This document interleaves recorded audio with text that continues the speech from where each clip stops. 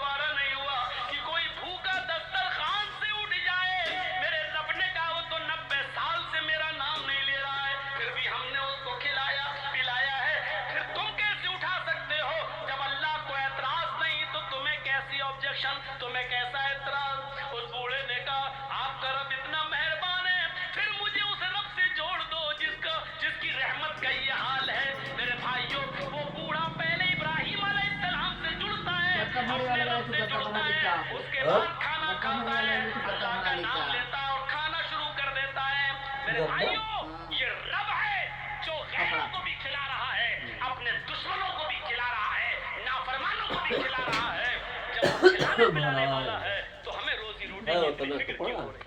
कपड़ा चाहिए होनी चाहिए, लेकिन इतनी फिक्र नहीं। जब 40 टन गोश्त खाने वाली मछली को खिला रहा है वो, तो हमें 2-4 रोटी के लिए इतनी फिक्र क्यों? इतना उतार चढ़ाव हैं? क्या होगा? कल कहाँ से खाना आएगा? 1 महीने बाद हम रिटायर हो जाएंगे सरकारी नौकरी से, फिर हमारे बच्चों को कौन देखेगा? हमारी 4 बेटियां हैं, हमारी बेटियों की शादी कैसे होगी? इनके लिए जहेज का इंतजाम। अरे मुआशरे में, समाज के लोगों, जहेज की लानत को खत्म करो। अगर इसको आपने खत्म कर दिया तो बहुत बड़ा एक जिहाद आप जीत जाओगे, बहुत बड़ा एक मार्का आप हासिल कर लोगे। क्योंकि इंसान नाजायज तरीके से जो कमा रहा है, अक्सर उसमें ऐसे हैं कि जिनको अपनी बेटियों की शादी करना है, उनको अपना फ्यूचर, मेरी बेटी की शादी कैसे होगी, इसलिए वो नाजायज तरीके से माल कमा रहा है।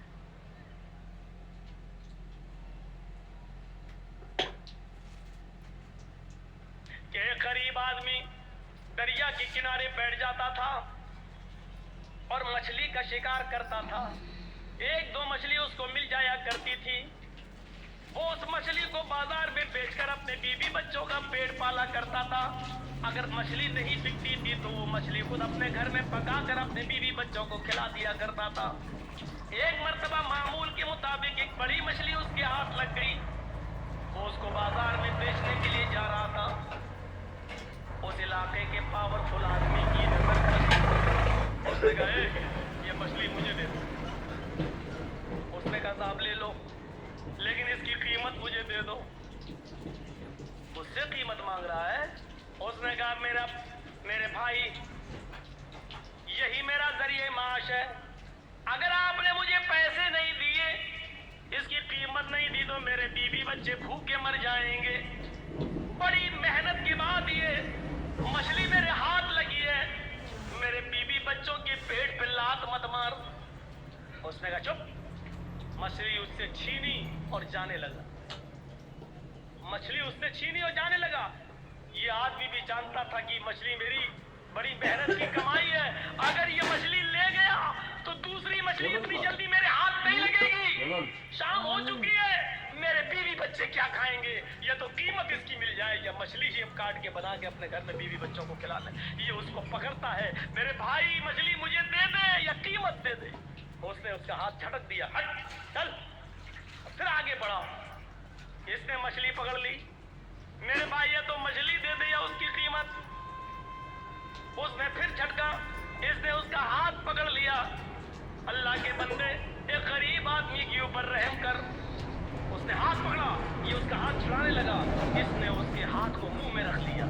मछली वाले ने, गरीब आदमी ने मुंह में रख लिया ऐसे, और उसके अंगूठे में काट लिया ऐसे। हल्का सा काटा, ऐसे काटा, लेकिन ये ताकतवर आदमी था जो छीन रहा था। उसने एक लात मारी और छीन ली और मछली लेके चला गया। ये आदमी अपने घर आया, अपने दोस्तों को बुलाया, पार्टी करता है। मछली काटी जाती है और पार्टी की जाती है। यार दोस्तों ने मिलकर मछली खाई। रात में जब बिस्तर पे सोने के लिए जाता है, सुनो आए लोगों, तुमसे मोहब्बत का एक रिश्ता रहा है लाल बथानी वालों, गौर से सुनो। रात में जब बिस्तर पे सोने के लिए जाता है तो इसके अंगूठे में दर्द शुरू होता है। इसने कपड़ा अपना लपेटा, लेकिन दर्द में इजाफा होता चला गया। पूरी रात करवटों से गुजरती गई, इसको नींद नहीं आई। लेकिन रात की तारीकी में जाए तो कहां जाए? कभी अपनी बीवी से कहता, कभी खुद उसको अंगूठे को पकड़ता, दर्द से कराहता कराता परेशान हो जाता है। फजर की नमाज का इंतजार करता है। फजर की अजान की आवाज धीरे धीरे रात कट जाती है, फजर हो जाती है। मस्जिद के अंदर जाता है, नमाज पढ़ता है। जो हकीम तबीब मस्जिद में नमाज पढ़ने आते हैं, ये उसके पास जाता है। उन्होंने अपने घर ले गए और उस ले जाने के बाद उसके अंगूठे को देखा। उस जमाने में कुछ लेप वेप लगाया जाता था, लेप वेप लगाया गया, लेकिन दर्द में इजाफा ही होता गया। 4-5 दिन ऐसे ही गुजर जाते हैं, दर्द में कमी नहीं होती। इसने अंगूठा फिर दोबारा दिखाया, अपने उससे भी बड़े तबीब को दिखाया। उसने कहा ये अंगूठा में इन्फेक्शन फैल गया है, जहर फैल रहा है, ये अंगूठा तुम्हारा सड़ चुका है, इस अंगूठे को यहाँ से काट दो। अगर तुमने इस अंगूठे को नहीं कटाया तो ये जहर तुम्हारे पूरे हाथ में फैल जाएगा। कोई रास्ता नहीं था। 5-6-10 दिन के अंदर अंदर ये तैयार हो जाता है कि चलो अंगूठा ही कटवा दो, कम से कम हाथ तो बच जाएगा। फिर उसने उस अंगूठे को कटवा दिया। 1 महीना 2 महीना कट गया, लेकिन उसका कुछ अंसुर बाकी रह गया था। उसने धीरे धीरे पूरे पंजे को खराब कर दिया। फिर दर्द बढ़ने लगा। 3-4 महीने के अंदर अंदर पूरा का पूरा हाथ का पंजा सड़ गया।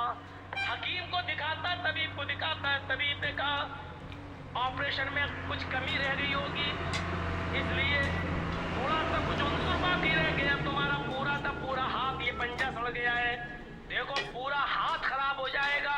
इलाज इसका एक ही है कि तुम पूरा का पूरा हाथ का पंजा कटवा दो। पूरा हाथ का पंजा कटवा दिया गया। 3-4 महीने फिर कट जाते हैं, लेकिन थोड़ा सा अंसुर फिर बाकी रह जाता है। वो पूरा धीरे धीरे कलाई तक फैल जाता है। तबीब ने कहा ये कलाई कटवा दो, नहीं तो पूरा बाजू काटना पड़ेगा। कलाई कट जाती है। 3-4 महीने के बाद ये बाजू तक जहर फैल जाता है। तबीब ने कहा पूरा का पूरा बाजू कटेगा, नहीं तो ये जहर पूरे اندر پھیل جائے گا. ایک بڑا حکیم کہنے لگا میں بار بار تمہارا علاج تو بالکل ٹھیک کر رہا ہوں لیکن پتہ نہیں یہ زہر تمہارے جسم میں اوپر تک کیسے چلا جاتا ہے. اچھا مجھے اس بیماری کی شروعات بتاؤ کیسے ہوتی ہے. اب حکیم نے کہا مجھے اس بیماری کی شروعات بتاؤ کہاں سے ہوئی. اس نے کہا تقریباً 1 سال 1.5 سال پہلے کا واقعہ ہے. میں نے غریب آدمی سے ایک مچھلی چھینی تھی. یہاں تو پتہ نہیں کتنی کتنے بیگھہ زمینیں چھینے بیٹھے ہوئے ہیں, قبضے کیے بیٹھے ہیں. ارے مولانا صاحب اتنی گہری بات آپ کو بتاتا کون ہے, بتاتا کون ہے؟ ارے کوئی جبرائیل تھوڑی آتے ہیں میرے پاس, آپ ہی لوگوں میں سے لوگ بتاتے ہوں گے. ہر جگہ کا ہر ایریے کا آدمی بتاتے ہیں, فون پہ تو اور زیادہ بتا دیتے ہیں. مولانا فلاں جگہ آ رہے ہو نا, ہاں وہاں ایسا ایسا ہوتا ہے. ہو گئی 1 گھنٹے کی تقریر تیار میری. کیا کرنا ہے؟ ایک مچھلی. علامہ صاحبی غور کرو کتاب الکبائر میں نقل کرتے ہیں. یہاں سے میری شروعات ہوتی ہے. اس غریب آدمی نے کہا کہ میرے بیوی بچے کیا کھائیں گے, یا تو اس کی قیمت دے دے یا مچھلی دے دے. لیکن میں پاورفل آدمی تھا. اس نے ہمت کیسے کی, لیکن مچھلی اب چھین رہا تھا, میں اس سے لے کے آیا تو اس نے میرا ہاتھ پکڑ کے منہ میں رکھ لیا. اس نے میرا ہاتھ کاٹا. اس نے سوچا تھا کہ ہاتھ کاٹیں گے تو درد کی وجہ سے یہ مچھلی چھوڑ دے گا, میں اٹھا لوں گا. لیکن میں نے ایک لات ماری اس کو, اس نے میرے انگوٹھے میں کاٹ لیا. یہاں سے شروعات ہوئی درد کی. اس حکیم نے کہا سوری, یہ بازو تو یہاں سے کٹوائی دو, لیکن بازو کاٹنے کے بعد بھی اب یہ زہر تمہارے پورے جسم کے اندر پھیلے گا. اب تمہارے بچنے کا کوئی راستہ نہیں ہے. اگر تم اپنی زندگی چاہتے ہو, خیر چاہتے ہو, تو اس غریب آدمی کو ڈھونڈ لو اور تلاش کر لو اور اس سے جا کر اپنی غلطی کی معافی مانگ لو. اگر اس نے تمہیں معاف کر دیا تو تمہاری بیماری یہیں پر رک جائے گی, اور اگر معاف نہیں کیا تو یہ زہر اب بازو کٹنے کے بعد, ہاتھ کٹنے کے بعد دوسری جگہ پھیلے گا, سینے تک پھیلے گا, پیروں تک پھیلے گا, اور ایک دن آئے گا کہ پورا کا پورے جسم میں زہر پھیل جائے گا. لہٰذا اگر تم اپنی زندگی بچانا چاہتے ہو تو اس غریب آدمی سے جا کر معافی مانگ لو.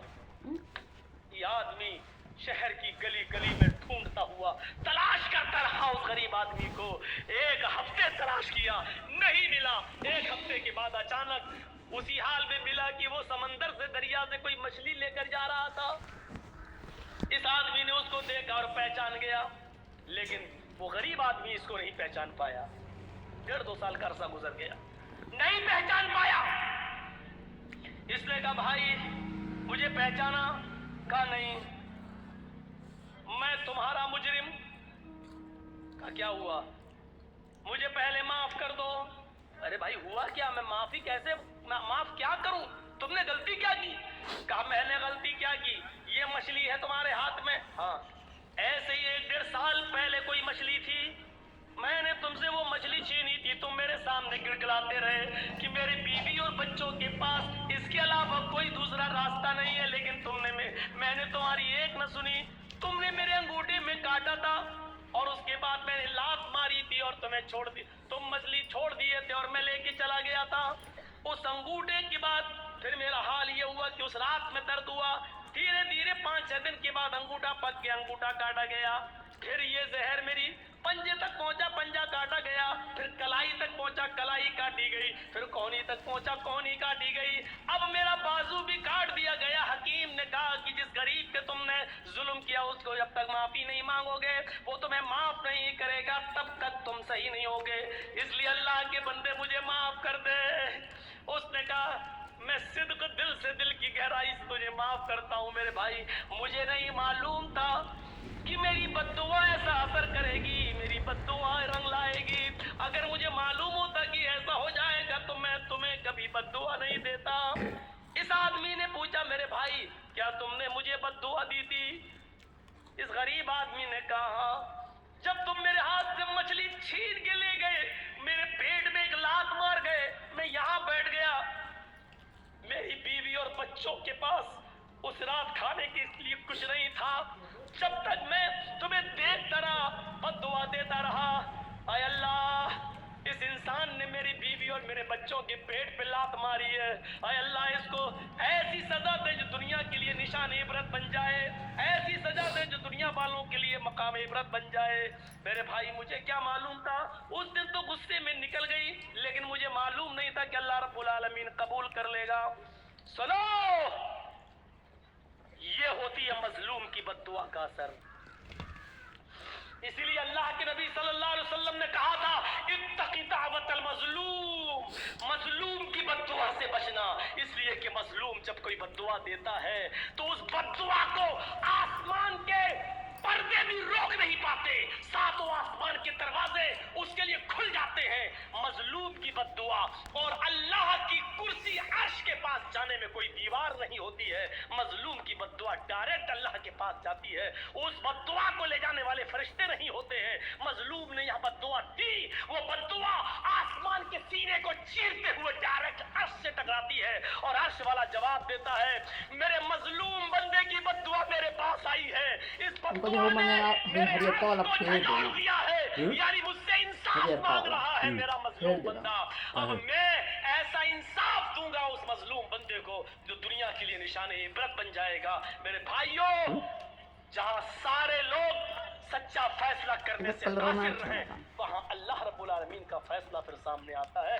جہاں کوئی مجرم کو سزا نہیں دے تو اللہ رب العالمین پھر وہاں سزا، اللہ کی سزا کام آتی ہے، پھر وہاں اللہ سزا دیتا ہے. اس لیے مظلوم کی بد دعا سے بچو. آپ یہ مت سوچو بہت بے ایمانی کی کمائی سے ہم بہت زیادہ خوش ہیں اور اس سے ہماری کہیں نہ کہیں نکلے گی. آپ نے اپنے بچوں کے لیے کر رہے ہو اور جب وہی بے ایمانی کی کمائی آپ کے بچے استعمال کریں گے تو کسی نہ کسی کو کینسر ہوگا، کسی نہ کسی کی کڈنی فیل ہو جائے گی.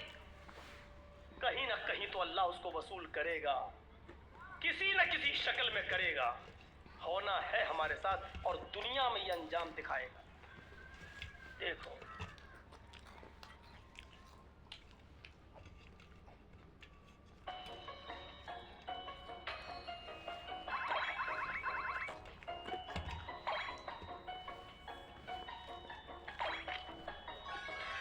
اس کمرہ اس میں اچھا بن گیا.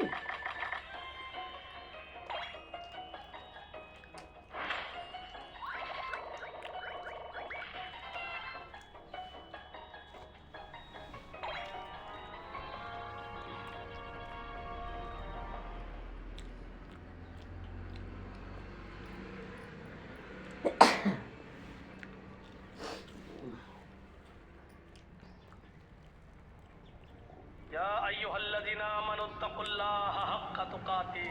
اے ایمان والو، اللہ سے ڈر جاؤ جیسا کہ اس سے ڈرنے کا حق ہے. یہ ہے اس سے ڈرنے کا حق، یہ ہے اس سے ڈرنے کا. وہ کون سا تقویٰ تھا کہ چرواہا جنگل میں بکری چرا رہا ہے اور حضرت عمر اپنے ساتھیوں کے ساتھ جنگل میں سے گزر رہے ہیں. عمر فاروق کے ساتھیوں نے کہا بھوک لگ رہی ہے، کچھ کھانا بنا لیا جائے. تو کہا چلو یہ چرواہا بکریاں چرا رہا ہے، اس سے ایک بکری خرید لیتے ہیں. حضرت عمر نے کہا بینی شاتن، ایک بکری بیچو گے مجھے، ایک بکری مجھے بیچ دو. چرواہے نے کہا بکری میری نہیں ہے، میرے مالک کی ہے. ہم تو غلام ہیں، ہم تو اس کا حکم مانتے ہو. بکری چرانے آئے جنگل میں، اس کو معلوم نہیں کہ میرے سامنے جو ہستی کھڑی ہے یہ 22 لاکھ مربع میل پر حکومت کرنے والی ہستی ہے، یہ عمر ہے. اس کو معلوم نہیں ہے چرواہے. حضرت عمر نے اس کا امتحان لیا، کہا ارے مالک کی ہے تو کیا ہوا، مالک سے کہہ دینا جنگل میں بھیڑیا ہے بکری کھا گیا، اور کیا کر لے گا وہ تیرا، کچھ نہیں کرے گا. اور ہم کھال اتار کے تجھے دے دیں گے، اس میں خون لگا لینا، کہہ دینا دیکھ لو یہ کھال چھوڑ گیا. اس چرواہے نے کہا خاموش. حضرت عمر سے آپ تھوڑی اونچی آواز میں یو پی میں بول کے دیکھ لو، نہیں بول پاؤ گے. کون؟ دیکھا مولانا کلیم الدین صاحب کو گرفتار کر لیا گیا میرٹھ سے. کیا ہوا؟